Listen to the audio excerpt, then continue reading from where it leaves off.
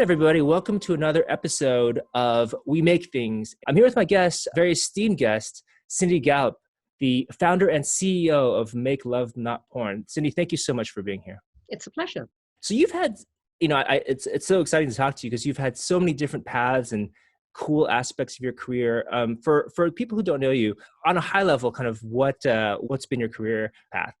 So my background is 35 years working in brand building, marketing and advertising. 16 of those for the same creative agency, global agency, Bartle Bogle Hegarty, BBH. And in 2005, I left the corporate world and began working for myself.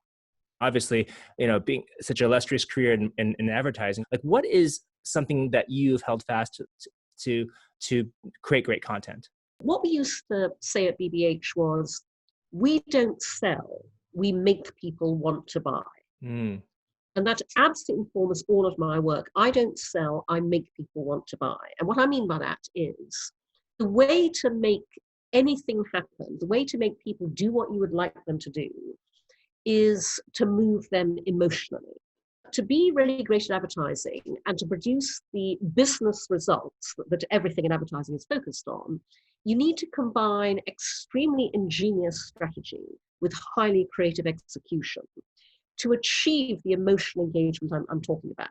Because what you have to do is craft something that will produce this emotional response that will then make your target audience do what you would like them to do.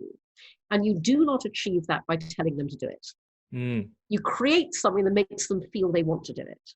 And so, that's one of my guiding principles. I don't sell, I make people want to buy.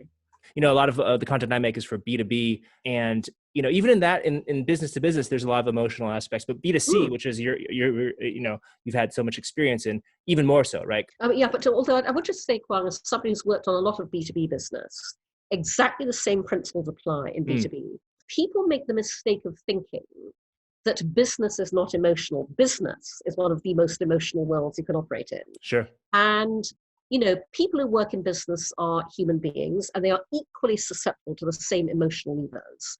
And the brands that win in B2B do so by understanding how to tap into that emotion to get B2B consumers to do what they want them to do. It's interesting. Yeah, you're right. There's almost that sort of idea that B2B is not emotional. It's sort of, this is kind of more technical. But it's, people who own businesses and run businesses are human beings. Yep. No, exactly. And, I'll give you one example of an emotional dynamic that I find not enough people think about. It doesn't matter how brilliant your pitch is. It doesn't matter how wonderful your product is. It doesn't matter how much money it will potentially make for the client you're pitching it to. Okay. There is only ever one question at the forefront of your audience's mind, whoever your pitch audience is, and that is the question you must have preemptively answered if you want them to actually buy into what you're pitching. And that question is always, before all other considerations, how much more work is this going to make for me? Interesting. That is the only thing that anybody is thinking. When you're trying to sell them a fabulous new product, a phenomenal concept, first and foremost, they're thinking, how much more work is this going to make for me? Right. You have to have answered that question preemptively so that effectively you round off your pitch with, and all you have to do is sign a dotted line, write that check, we'll make it all happen. You don't have to do a single thing over and above your existing job scope. Right. And then they're going to make so much more money too, once they sign that line or click that button, right? Oh yeah, but because if you are selling a B2B product, and it's this fantastic technology, but, your audience is sitting there going, God, I'm going to have to retrain my entire sales force. I'm going to have to oversee the implement, Right. How much more work is this going to make for me? No, thank you. Yeah. That's the question you have to have answered in your pitch.